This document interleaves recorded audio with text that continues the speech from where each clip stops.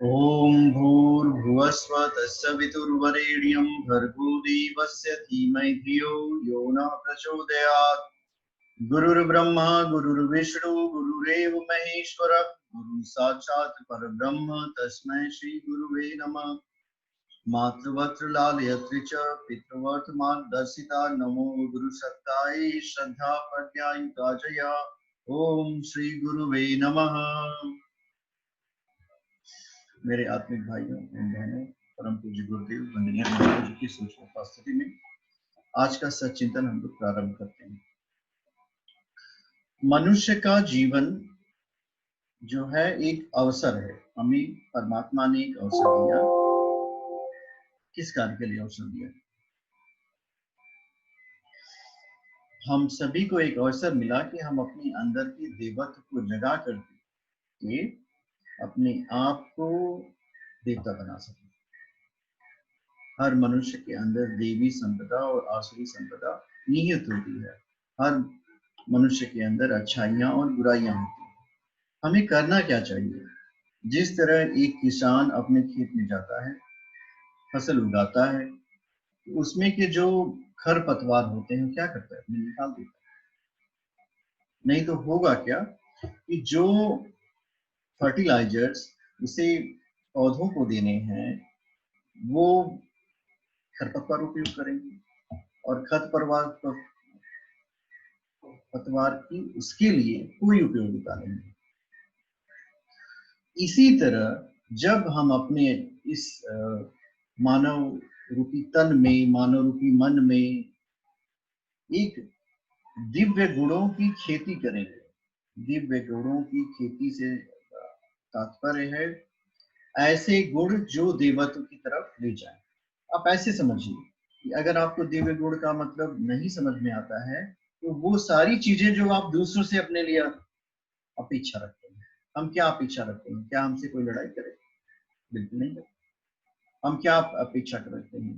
क्या हमसे कोई हमारा कोई तिरस्कार करे? बिल्कुल ना करे।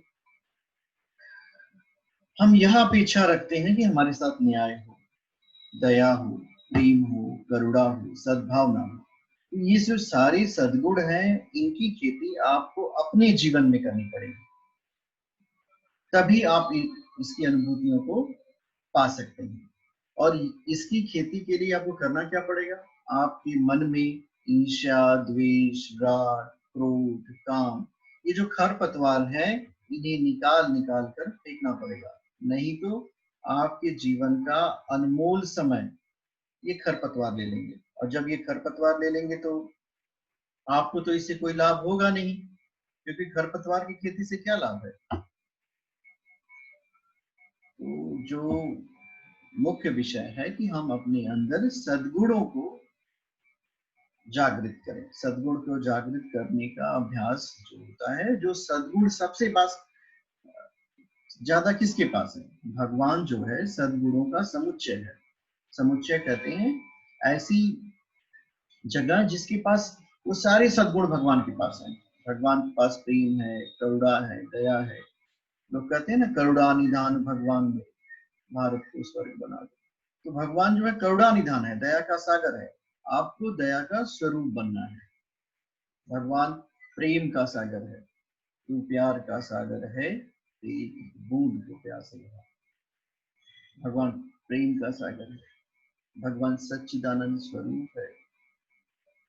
जब हम इस बात के अर्थ को समझ करके अपने जीवन में उतारेंगे तभी हमारे जीवन में दिव्य गुणों की खेती हो सकती है। और जिस व्यक्ति के जीवन में दिव्य गुणों की खेती होती है वह स्वर्गिक जीवन जीता है। स्वर्ग जो है मृत्यु के उपरांत उपलब्ध होता होगा या नहीं, ये तो संदेह का विषय हो सकता है। इसमें लोगों के बीच में मतभेद भी हो सकते हैं। लेकिन अगर आपने इस शरीर के रहते हुए दिव्य गुणों की खेती की तो आपको निश्चित रूप से जीवित अवस्था में शरीर में रहते हुए ही स्वर्गिक अनुभूति होगी। मानव जीवन का लक्ष्य केवल मुक्ति प्राप्त करना नहीं है, यह मृत्यु के उपरांत शांति है। मानव जीवन का लक्ष्य है कि हम इस शरीर में रहते हुए शांति को प्राप्त करें, प्रेम को प्राप्त करें, सद्भावना को प्राप्त करें, और जो व्यवहार हम दूसरों से अपने लिए अपेक्षा नहीं रखते वो दूसरों के साथ ना करें। अगर आप अपेक्षा करते हो तो आपके पास प्रेम आए, और दूसरों को प्रेम दीजिए। जो चीज आप देंगे ठीक वही आपके पास लौट के आएगी। इस प्रकृति का एक सिद्धांत है, जो आपने दिया वही आपके पास वापस आएगा। अगर आप विश्व को शांति देते हैं तो आपके पास शांति वापस आएगी। विश्व को आप अगर प्रेम देते हैं तो आपके पास प्रेम वापस आएगा। इस संसार की जितनी भी क्रिएचर्स हैं, जितनी भी जीवात्माएं हैं, उनमें अलगाव कहीं नहीं है। हम सब आपस में जुड़े हुए हैं। ये हमारे अंदर की अज्ञानता है कि हम ये समझें कि मैं और तुम, ये मैं और तुम, यही जीवन की बाधा है। इस बाधा को आप जितना जल्दी तोड़ सकें उतनी जल्दी ही उस परम प्रसाद, जिसको परमात्मा कहते हैं, भगवान कहते हैं, गॉड कहते हैं, उसकी दिव्य आत्मा का प्रसाद आप में होने लगेगा। हम सब नित्य और निरंतर स्मृति, हमारी जो स्मृति होती है ना, वो हमारी स्थिति का निर्धारण करती है। हमें इस बात की हमेशा स्मृति होनी चाहिए कि हमारे जीवन को चलाने वाला एक परम चैतन्य है, सर्वशक्तिमान है, शक्तिशाली है, और उसके द्वारा बनाई गई रचना में कोई त्रुटि नहीं है। उसने जो भी व्यवस्था आपके लिए दी है वो सबसे बेहतर है। इस बात की स्मृति अगर आपके साथ रहे, इसका स्मरण रखो कि नहीं, ईश्वर हमारे साथ हमेशा रहता है। हम सब ईश्वर के अंग अवयव हैं। ये शरीर मेरा नहीं, ये शरीर परमेश्वर का है, ये शरीर भगवान का है, और हमारा कर्तव्य है कि ये जो शरीर रूपी अवसर हमें मिला है, इस अवसर का उपयोग करें और अपने अंदर दिव्य गुणों को जागृत करें। ये तो ही एक बात। दूसरी बात ये हमारे समझ आती है कि जो आध्यात्मिक उन्नति होती है, आध्यात्मिक जैसे लौकिक जीवन में आप ऐसे कहिए, भौतिक जगत में ज्ञान के लिए विद्यालय जाना पड़ता है। अगर आप विद्यालय नहीं जाना चाहते तो भी है, आप उस व्यक्ति के पास जाइए जिसके पास उस विधा से संबंधित ज्ञान है। वो आपको ज्ञान देगा, वो आपको समझाएगा, और इसमें समय लगेगा। ऐसा नहीं है कि आप उसके पास गए और तुरंत उसने सारा ज्ञान आपके दिमाग में भर दिया। ऐसा हो ही नहीं सकता। बिना परिश्रम के, बिना मेहनत के संसार में कुछ भी प्राप्त नहीं होता।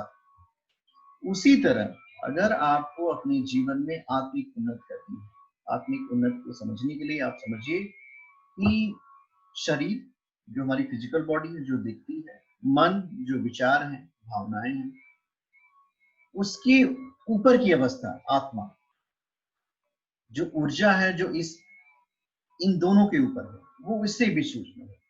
लोग कहते हैं ना, शरीर, मन, बुद्धि, आत्मा। भगवान श्री कृष्ण श्रीमद् भगवद गीता में अर्जुन को उपदेश दे रहे थे। उपदेश शब्द की तरह की जगह अगर आप कहें कि अर्जुन को बोध करा रहे थे। किस बात का बोध करा रहे थे? इस बात का बोध करा रहे थे, अर्जुन, जो अब तक तुम अपने आप को समझते हो वो तुम हो नहीं। अर्जुन धनुर्विद्या में पारंगत था, अर्जुन युद्ध कला में पारंगत था, अर्जुन लड़ना जानता था, लेकिन एक विधा ऐसी थी जिसमें अर्जुन पारंगत नहीं था, और वो विधा थी आत्मज्ञान, आत्मबोध, आध्यात्म। चाहे जितने सारे शब्द हो, स्पिरिचुअलिटी, इसके बारे में उसके पास कोई ज्ञान नहीं था। वो अपने आप को शरीर समझता था। सो शरीर के सारे विचार उसके पास थे।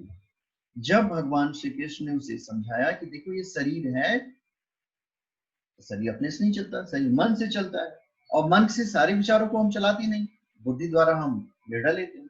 इससे भी सूक्ष्म एक सत्ता है जो मन बुद्धि से परे है, वो तुम्हारी आत्मा है, वो जीव चेतना है। न उसे मारा जा सकता है, न उसे काटा जा सकता है, न उसे सुखाया जा सकता है, न उसे भिगोया जा सकता है। उन्होंने कहा, नैनम छिंदन्ति शस्त्राणि, नैनम दहति पावक, न चैनम क्लेदयन्तु न शोषयत मार्ग अजो अयम शाश्वतो अयम न हन्यते न हन्यमानी सभी।